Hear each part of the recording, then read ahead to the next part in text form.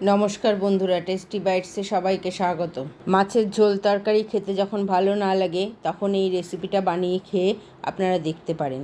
আজ আমি মাছের ঝুরি ভাজা বানিয়ে দেখাবো। এটা গরম ভাতের সঙ্গে খেতে খুব ভালো লাগে। দেখে নেওয়া যাক আমার আজকের রেসিপি। মাছের ঝুরি ভাজা বানানোর জন্য আমি এখানে কাতলা মাছের পেটি নিয়েছি। মাছগুলিকে ভালোভাবে ধুয়ে জল ঝরিয়ে নিয়েছি। এবার আমি মাছগুলিকে লবণ হলুদ মাখিয়ে নেব।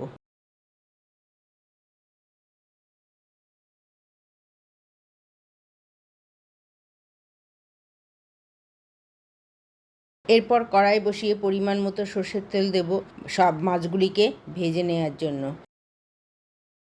তেলটা গরম হলে মাছগুলিকে একে একে ছেড়ে দেব। মাছগুলি হালকা করে ভেজে নেব।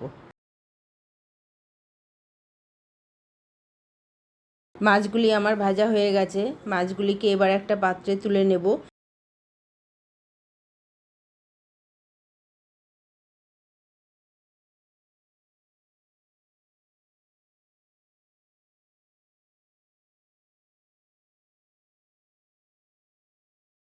এরপর মাছগুলিকে ঠান্ডা করে কাঁটাগুলি ভালোভাবে ছাড়িয়ে নেব। মাছগুলির কাঁটা আমার ছাড়ানো হয়ে গেছে। এবার সেই মাছ ভাজা তেলেই দিয়ে দেব গোটা জিরে, শুকনো লঙ্কা ও তেজপাতা ফোড়ন।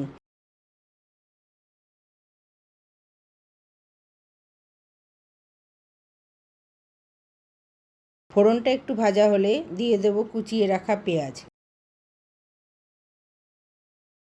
পেঁয়াজটাকে হালকা বাদামি করে ভেজে নেব।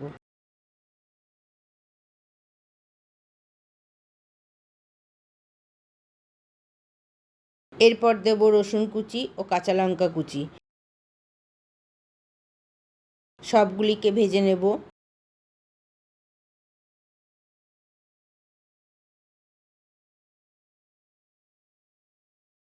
পেঁয়াজ রসুন কাঁচা লঙ্কা ভাজা হয়ে গেলে দিয়ে দেব টমেটো কুচি। সবগুলি ভাজা ভাজা হলে দেব কিছু গুঁড়ো মশলা। প্রথমে দেব হলুদ, স্বাদ অনুযায়ী লবণ, জিরের গুঁড়ো, কাশ্মীরি লঙ্কার গুঁড়ো, ধনের গুঁড়ো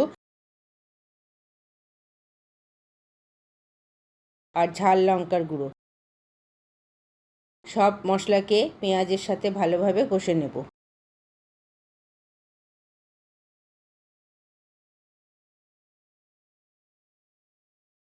মশলাটা কষা হয়ে গেলে ভেজে কাটা ছাড়িয়ে রাখা মাছগুলিকে দিয়ে দেব। এরপর সমস্ত মশলার সাথে মাছগুলিকে অনবরত নাড়তে হবে যতক্ষণ পর্যন্ত রান্নাটা ঝুরো ঝুরো হয়ে যায়। এরপর কুচিয়ে রাখা ধনেপাতা দিয়ে দেব।